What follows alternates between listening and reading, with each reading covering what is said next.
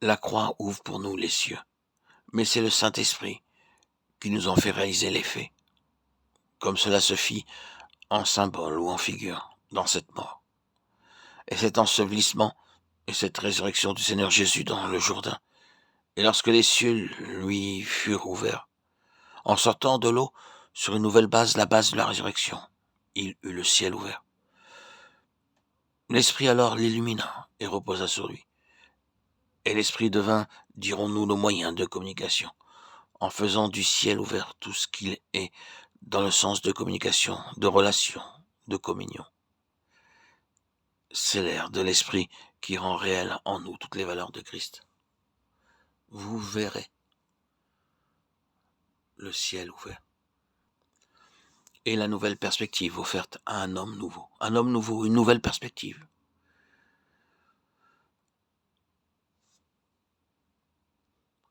C'est un temps qui dirige vers un jour à venir. Ce n'est pas vous voyez, c'est vous verrez.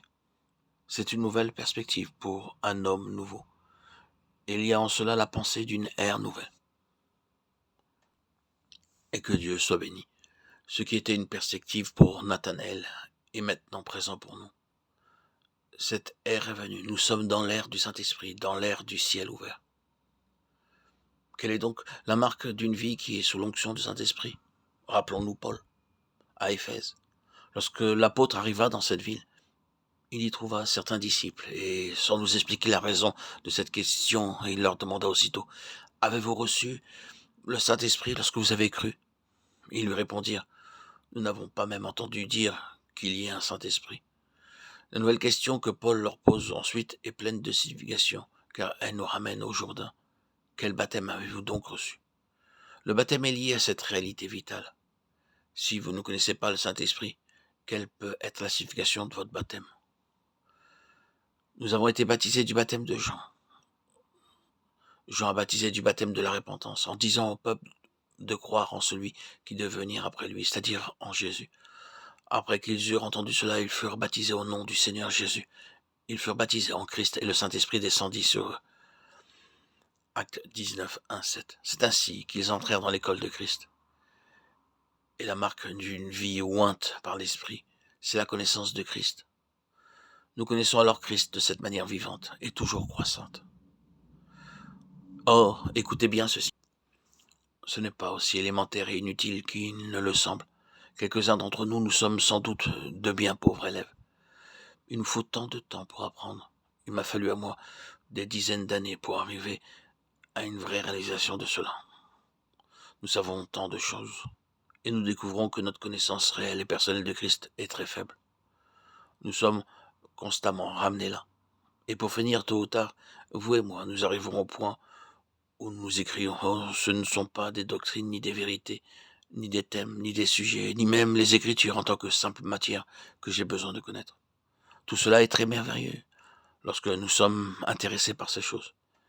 Mais que vienne un moment où nous passons par le feu, où nous entrons dans une épreuve profonde, dans la détresse et l'angoisse.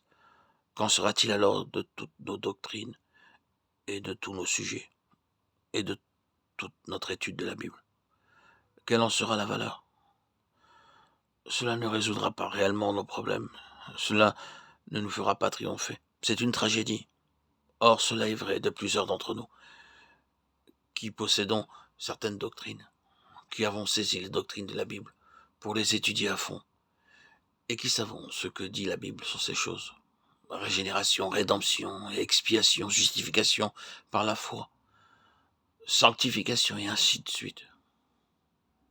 Il est vrai qu'après avoir saisi toutes ces vérités et les avoir étudiées toutes bien à fond, nous pouvons cependant passer par une expérience spirituelle terrible, où toute cette connaissance n'aura aucune valeur.